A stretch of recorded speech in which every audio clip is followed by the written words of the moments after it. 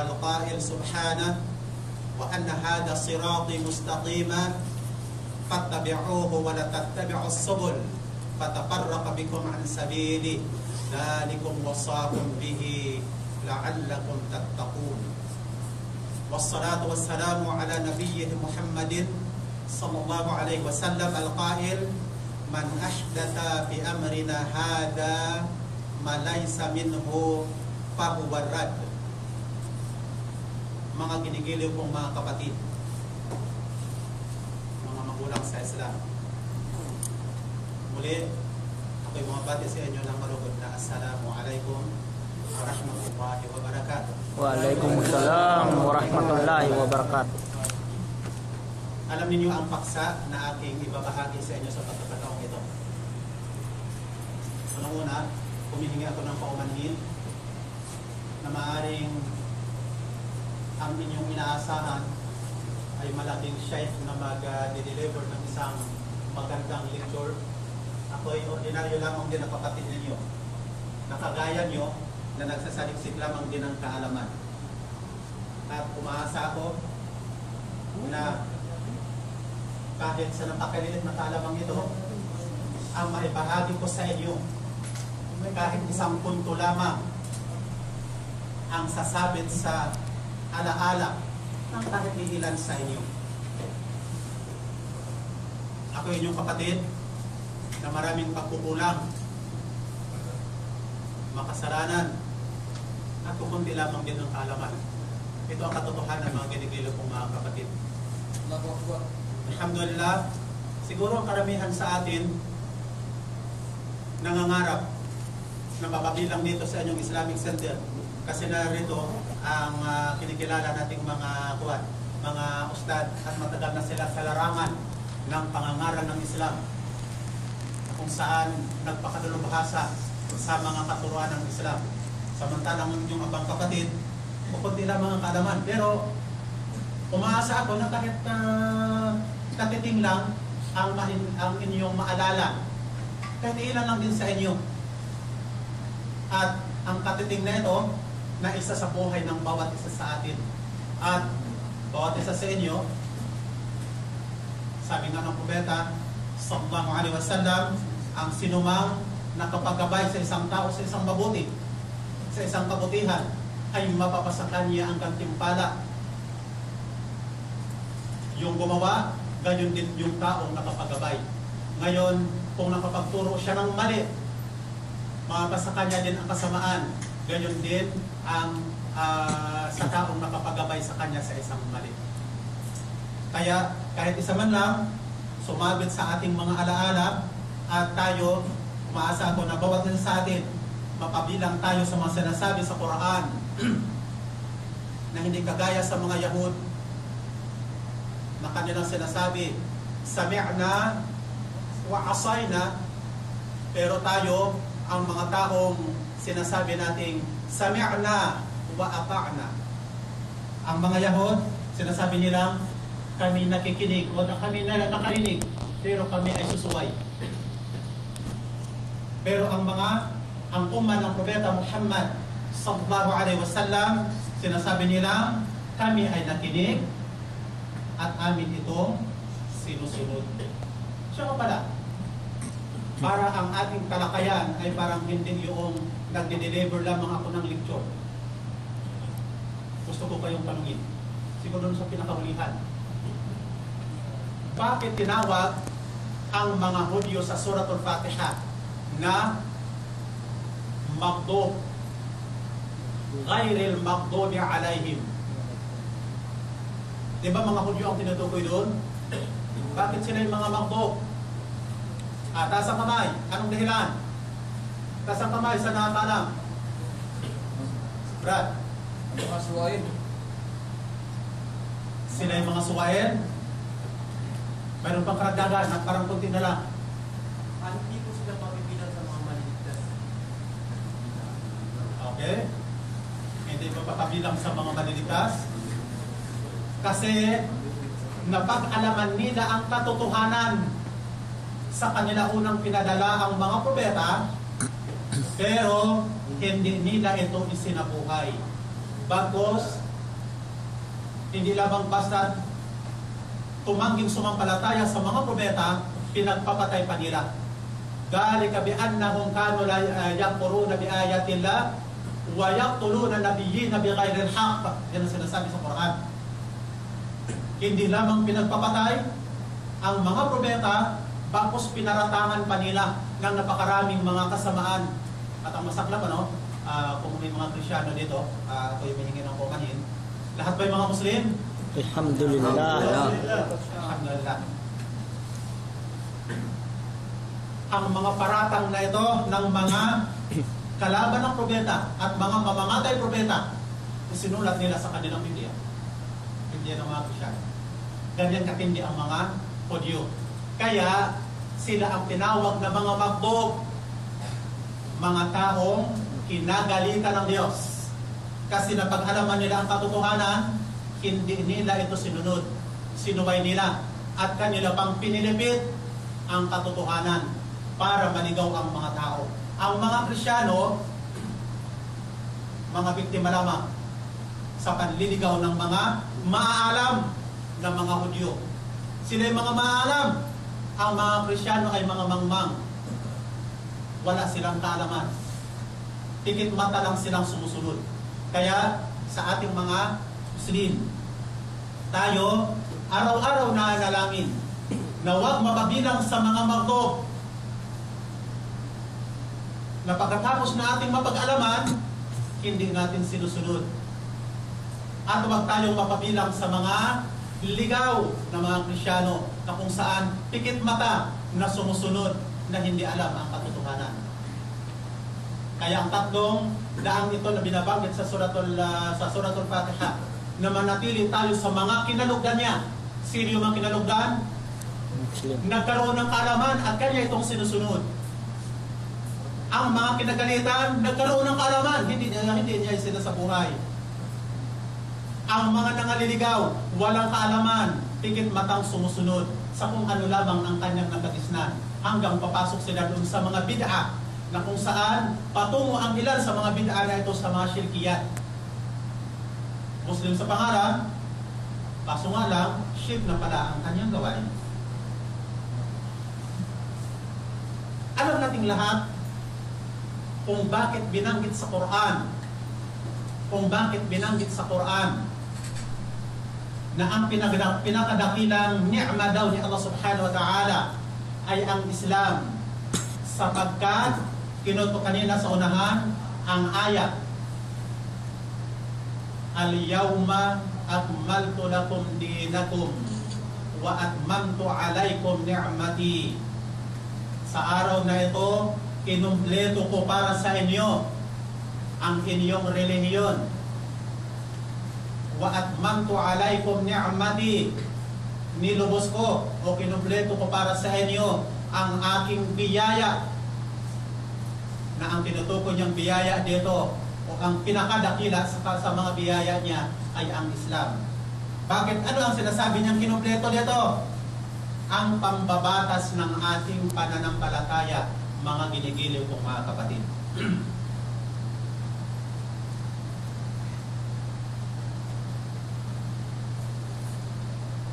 Dahil sa kumpleto, hindi na siya nangailangan pa ng karagdagan.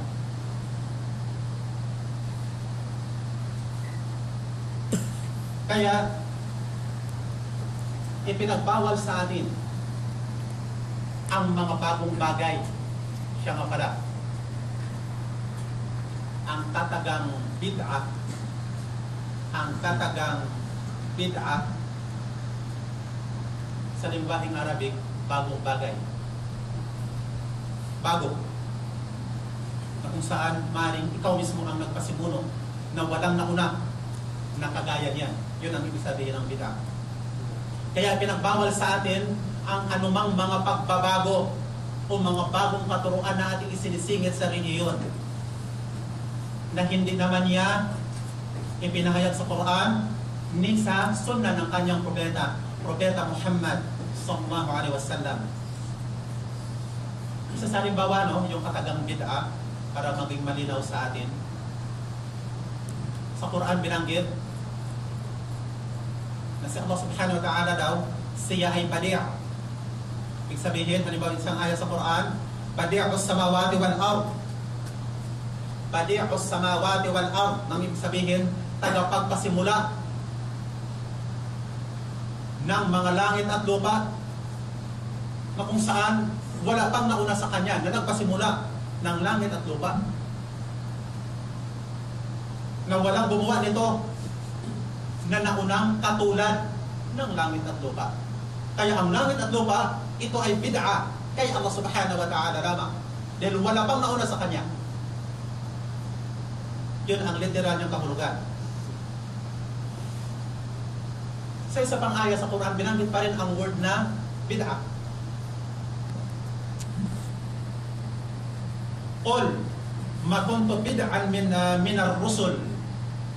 Ito isang aya sa Quran na ibig sabihin, hindi ako ang una sa mga sugo. Nang ibig sabihin lamang nito na marami pang mga sugo na nauna sa akin, hindi ako ang bid'a sa mga rasul. Ibig sabihin, hindi ako ang nauna, kundi mayroon pang naunang mga sugo na isa lamang din ang mensaheng kanilang ipinangaral. Siya nga pala, magtanong ulit ako sa inyo. Baka inaantok na siguro ang karamihan. Siya nga pala, pasensya kayo sa ating panagalog, medyo matigas. Karamihan, alam ko, karamihan sa inyo mga Tagalusong. Well, ako naalala. Sabi ng isang Bisaya, sabi nila, Bisaya daw ako. Wala naman silang ebidensya. Pasensya ka, Bisaya ako at medyo matigas ang ating panagalog. Ulitin ko. Dito tayo sa bid'a bilang ang ating topic. Pagsunod at huwag tayong gumawa ng bid'a.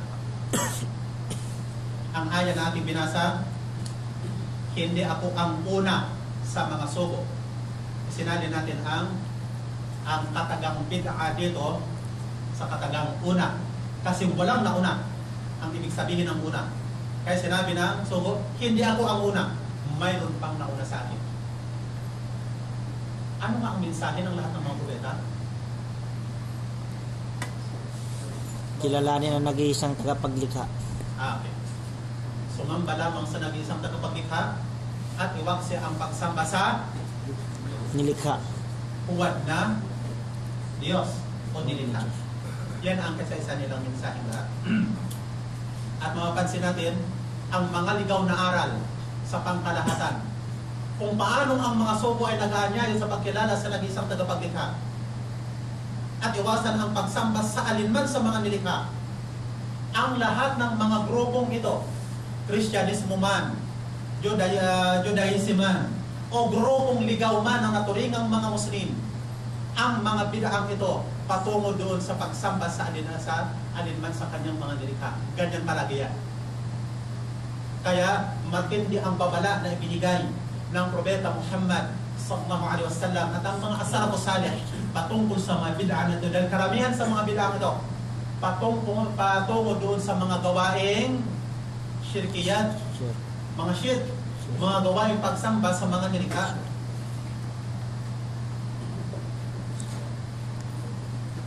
Halimbawa, sinabi ni Imam Malik, sabi niya, man ibtada'a fil Islam bid'atan yaraha hasanatan faqad za'ama anna Muhammadan khana ar-risala. لأن الله يقول اليوم أكملت لكم دينكم وأتممت عليكم نعمتي ورضيت لكم الإسلام دينا. Nang ibig sabihin, sino man ang nagpasimula o gumawa ng bid'a sa Islam, pinaratangan niya ang Propeta Muhammad sallallahu alaihi wasallam na nagtaksil sa mensahe. Ibig sabihin, hindi niya ginampanan ang pangangaral o pagpaparating ng mensahe, sapagkat sinabi niya Allah subhanahu wa ta'ala, al-yawma akmaltu lakum dinakum. Nang ibig sabihin, sa araw na ito ay binuo ko para sa inyo ang inyong relihiyon. Ang tinutukoy dito ay ang mga pambabatas niya. Nilubos ko sa inyo ang pagpapala ko o biyaya at kinalugdan ko para sa inyo ang Islam bilang inyong relihiyon.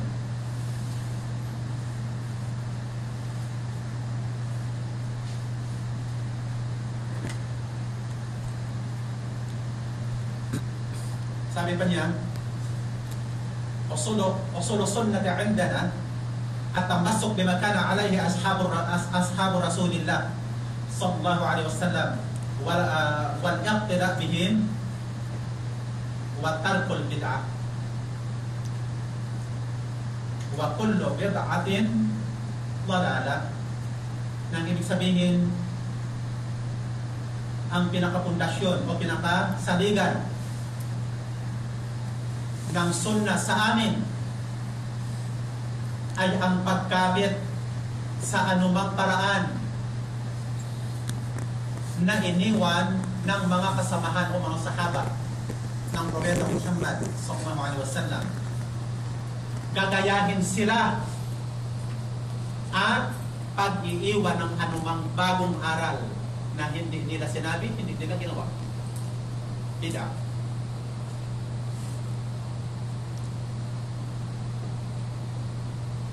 Dito tayo sa katagang pagsunod. Al-ittiba. Pagsunod.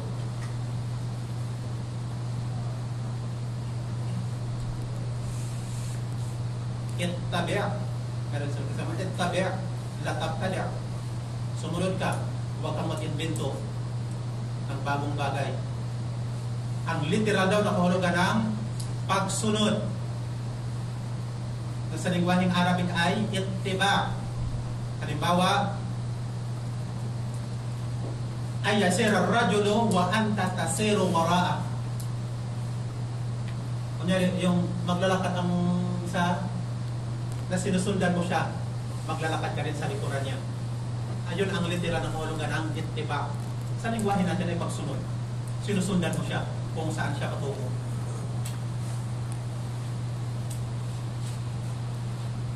Sa Quran, merong isang aaya sa Quran sa Suratul A'raf,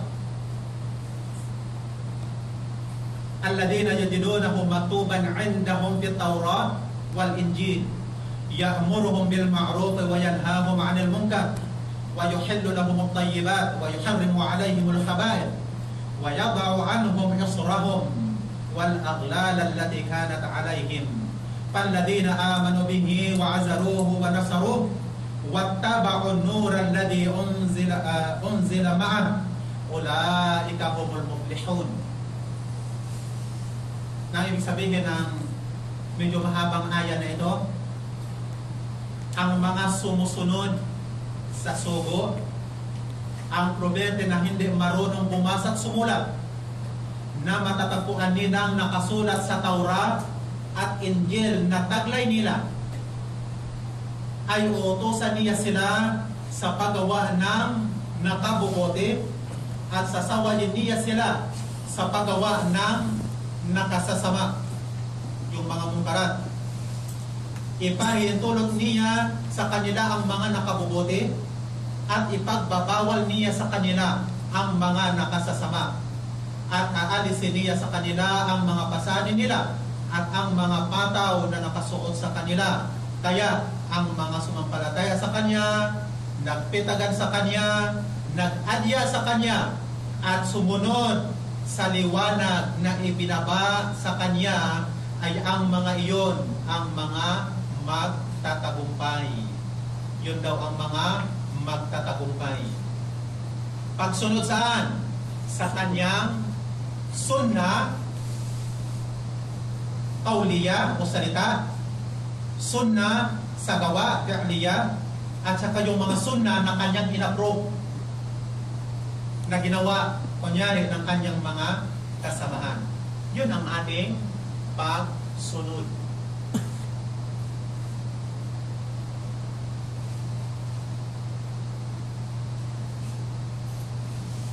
Kaya ang pagsunod, sundin natin daw ang anumang ipinagbawal na gawin, at sundin natin ang anumang inutos na gawin. Gusto kong linawin. Medyo may mali sa aking sinabi siguro. Gusto ko lang linawin ang tinatawag na pagsunod. Baliktarin natin. Sa mga dating Kristyano, maaaring alam natin na ang tinatawag na kasalanan ay ang mga pagsuway lamang sa mga bagay na ipinagbabawal. Wala sa kanilang bokabularyo na tinuturing na kasalanan ang isang bagay na inuutos na dapat gawin at kung hindi nila ginawa ay tinuturing na kasalanan. Halos wala yun sa kanila. Halimbawa, ang kasalanan, binaliktad lang natin paggawa ng isang bagay na ipinagbawal o kaya di paggawa ng isang bagay na iniutos. Yun ang tinatawag na kasalanan. Sa Kristyanismo, sa mga Kristyano, sa pala ang inyong abang kapatid, dati rin akong Kristyano. Sa mga Kristyano, wala sa kanila yung utos na kapag ka hindi mo ginawa ay kasalanan. Bakos walang kautusan sa kanila. Walang kautusan sa kanila. Kunyari, gawin mo isang bagay at hindi mo ginawa, isang kasalanan yun. Sa kanila ba na yun? Sa atin ay meron. Kaya, ang pagsunod sa Islam na binaliktad lamang natin, ang kasalanan di pagawa sa utos o kaya pagawa sa ipinagbawal. Kaya, ang pagsunod, pagawa saan? Inuutos. At di pagawa sa anumang bagay na ipinagbawal. Ngayon, ang pagsunod na ito, kung ano yung iniuutos sa Quran na dapat gawin, dapat nating gawin. At anumang ipinagbawal daw sa Quran na gawin, huwag nating gawin. Gayon din naman sa hadith ng Propeta Muhammad sallallahu alaihi wasallam. Kasi ang Quran at Sunnah, naglalaman-laman yan lamang yan ng utos at bawal. Utos at bawal. Kaya, sabi niya dito, al-itiba an tattabi'a ma fil Quran al-Karim min amrin wa nahyin. Wa ma fil hadith Rasulillah sallallahu alaihi wasallam min amrin wa nahy. Pansin niyo yung mga ginigilo kong mga kapatid, ang puntong ito. Ang pagsunod daw, may 2 daan lang. Walang pangatlo. Dalawa lang.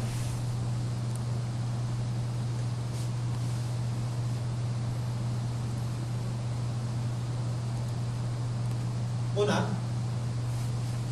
maaaring susunod ka sa isip mo o sa sarili mo, nasa yung syahwa na tinatawag. O kaya pahalagahan mo ang dunya na ito o kaya ang akhirat. Wala ng pangatlo. Kasi nasabi sa Quran, ittabi' ma uhiya ilayka min rabbik la ilaha illa hu wa a'rid 'anil musyrikin. Ito ay sa Suratul An'am 106. Ang ibig sabihin ng verse na ito, sundin mo ang ikinasi sa iyo. Ikinasi ibig sabihin yung ipinahayag sa iyo mula sa Panginoon mo. Walang Diyos kundi siya. At hayaan mo ang mga musyrikun, ang mga tao sumamba sa iwan na Diyos. Ang ikalawang pagsunod, yung aya sa Quran, na maaaring karamihan sa atin nababasa natin ang aya nito. Ya ayyuhalladhina amanu la tattabi'u khutuwati syaitan wa may yattabi' خطوات الشيطان فإنه يأمر بالفحشاء والمنكر. Nang ibig sabihin, o kayong mga sumasampalataya, huwag kayong sumunod sa yapak o sa bakas ng demonyo. Ang sinumang sumunod sa mga bakas ng demonyo ay tunay na ito ay nag-uutos ng pahsya at munkar. Sino sa inyo nakaalam ng pahsya at saka munkar? Ang pahsya, yung kahalayan. Ang munkar, yung mga bagay na nakasasama, yung mga masasama.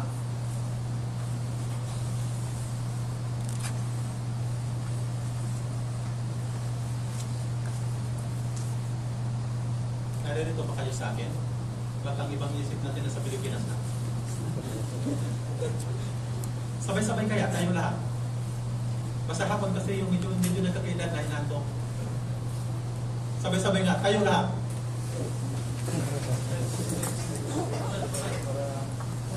Kaya tayo ba kasi kayo kasi ilan na lang itong aking tatalakayin sa inyo.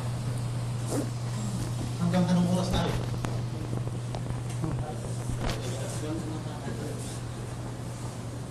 Okay.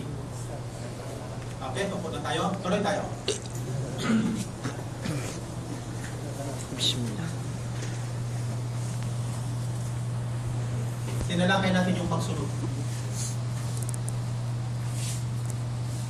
Dito naman tayo sa mga bid'ah. At ang bid'ah daw na ito, dalawang uri. Ibtida, yung mga bid'ah sa adat. Ang mga adat, yung mga tradisyon, kultura, kaugalian. Yung mga nakasanayan na ng mga kultura at kaugalian. Na bawat isa sa atin may kanya-kanyang mga kultura at kaugalian. At patungkol sa mga adat na ito, huwag lang pumuntra. Ano ang adat na tinuring mo ng kabahagi ng religion? Huwag lang pumuntra sa Islam. Yun ay mubah. Ipinahintulot. Dahil ang original daw nakahatulan sa mga adat o mga kaugalian, kultura o tradisyon ay ipinahihintulot. Subalit, ang ibtida sa din o kaya sa relihiyon, ito ang haram. At ito ang sinabi ng Propeta Muhammad sallallahu alaihi wasallam, man ahdatha fi amrina hadha ma laysa minhu fahuwa rad. Na maaaring lahat tayo nabasa na natin ang hadith na ito. Nang sino man daw na nag-invento ng bagong aral na wala naman sa aming aral ng mga as-salaf salih, ito ay ibabalik sa kanya.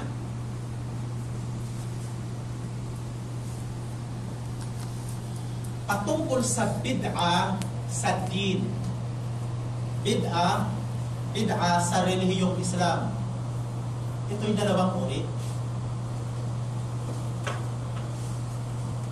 Pansin nyo ha? Dalawang uri. Ang unang uri, yung tinatawag na bid'a i'tiqadiyya. Ang ibig sabihin, yung bid'a sa paniniwala o pananampalataya. Kunyari, sa mga maraming naglitawan ng mga ligaw ng mga grupo. Kunyari, ang mga Shia, ang grupo kunyari ng mga, napakaraming grupo yan ng Sufism, na meron silang mga paniniwala na wala sa katuruan ng Islam. Ito ang tinatawag na bid'a i'tiqadiyya o bid'a sa paniniwala. Ang ikalawang uri, yung bid'a sa mga ritual na mga pagsamba o mga ibadat. Ritual na mga pagsamba. yung pagsamba kunyari sa sala, nagdagdag ka, o kaya nag-invento ka ng isang uri ng pagsasala, o kaya pag-aayuno. Yun ang ikalawang uri. Bid'a sa mga ibadat, sa mga sya'air na tinatawag ta'abudiyah. Yun ang ikalawang uri.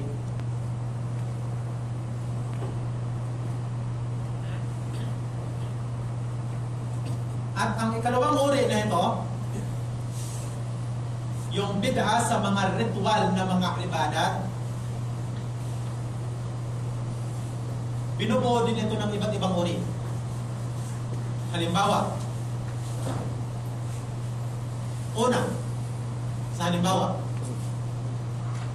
nag-invento ka ng isang uri ng ibada na hindi naman itinuro sa Quran ni sa Sunnah ng Propeta sallallahu alaihi wasallam. Kunyari, nag-invento ka ng isang uri ng salat, o kaya isang pag-aayuno na hindi naman naayon sa Quran at Sunnah, o kaya yung mga Eid na tinatawag, yung Eid, yung mga selebrasyon na ini-uulit. Yun ang literal kasi na kahulugan ng Eid, selebrasyon ini-uulit. Halimbawa, ipinagdiwang mo sa pinsang ito, kasi itong pinsang ito, ipinanganak yung anak mo. Ini-uulit, itinuturing yun na Eid. Yun ang unang uri ng bid'a sa mga ibadat.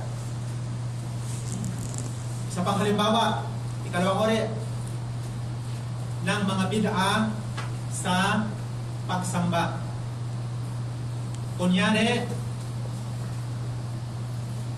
dinagdagan mo, halimbawa, ilang beses nga ang obligatory na pagsala? 5. 5. Yan ako kung pumili man ang dagdagan ko. O kaya, ang sala ng Dhuhr, kunyari 4 na raka, dagdagan ko gawin kong 5.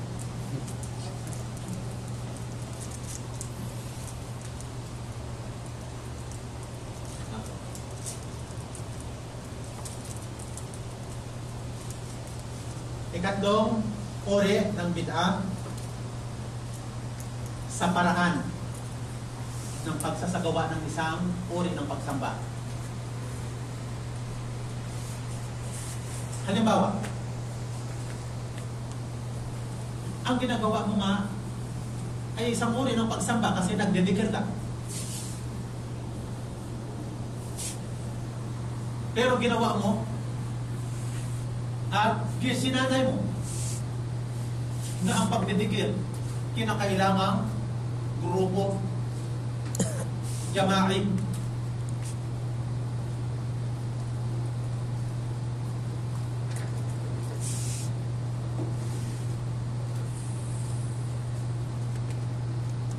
Isa yan sa mga uri ng bid'a sa pagsamba na ang paraan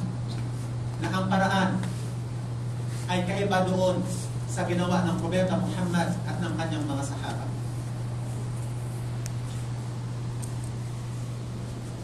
Sa panghalimbawa, ika-4,